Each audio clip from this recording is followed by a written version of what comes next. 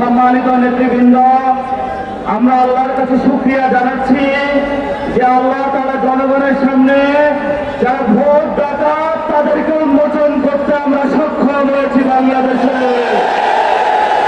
ওরা শুধু ভোট চুরি করে নাই, ডাকাতি করেছে।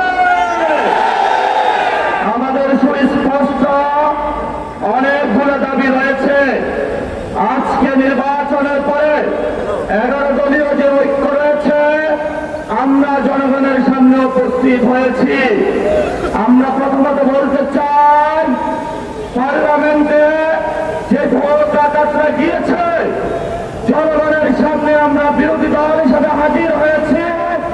আমরা রাজপথে থাকবো, গড়ায় গন্ডায় ইঞ্চি ইঞ্চি করে জনগণের উপরে যারা ভোটের ইঞ্জিনিয়ারিং করেছে, ভোট ডাকাতি করেছে, নতুন ভাবে জুলুম চাপিয়ে দেওয়ার চেষ্টা করছে, আমরা তাদের কাছ থেকে বুঝে নেব ইনশাআল্লাহ।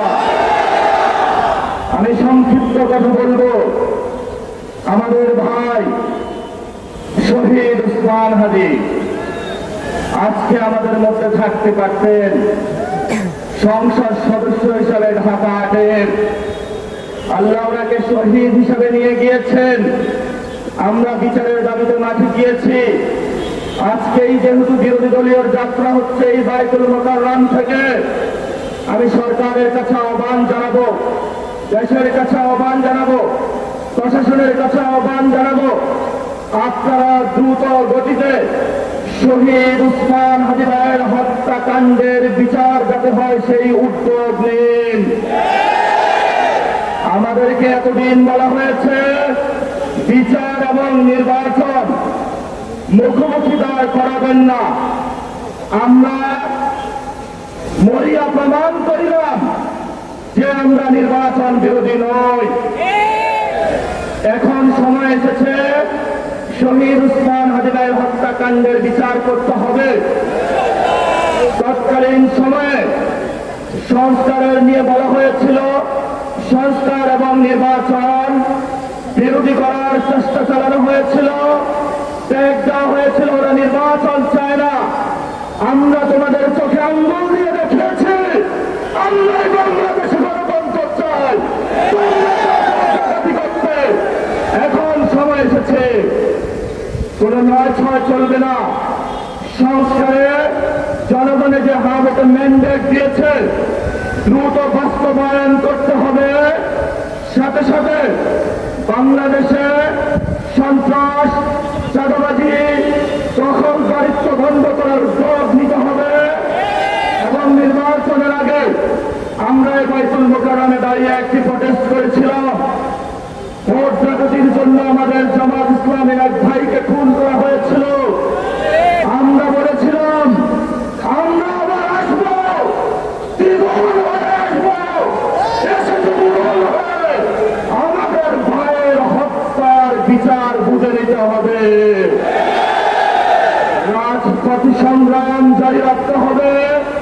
যেই বন্ধের উপরে আক্রমণ করা হয়েছে, পেটে লাথি মারা হয়েছে, বোরকা ধরে টান দেওয়া হয়েছে, গুলিবিদ্ধ করা হয়েছে, পা ভাঙা হয়েছে, প্রত্যেকটির হিসাব গন্ডায় আমরা ইঞ্জিনিয়ার তারেক রহমান থেকে বাংলাদেশে বুঝে দেব ইনশাআল্লাহ।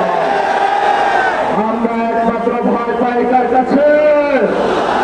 আল্লাহ ছাড়া আমরা কারো কাছে ভয় পাই না।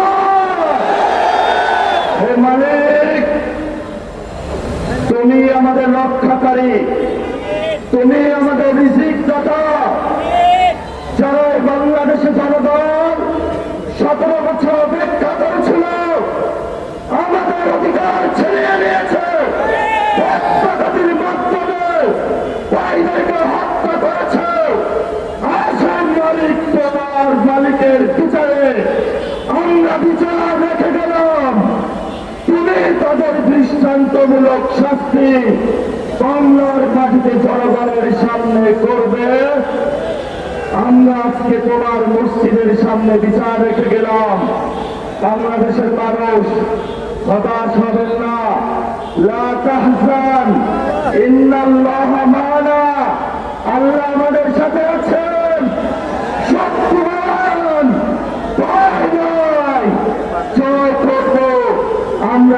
ইনশাআল্লাহ দ্বিগুণ হয়ে পার্লামেন্টে যাব। সবাইকে আসসালাম, সবাই দোয়া রাখবেন। আসসালামু আলাইকুম ওয়া রাহমাতুল্লাহি ওয়া বারাকাতুহু।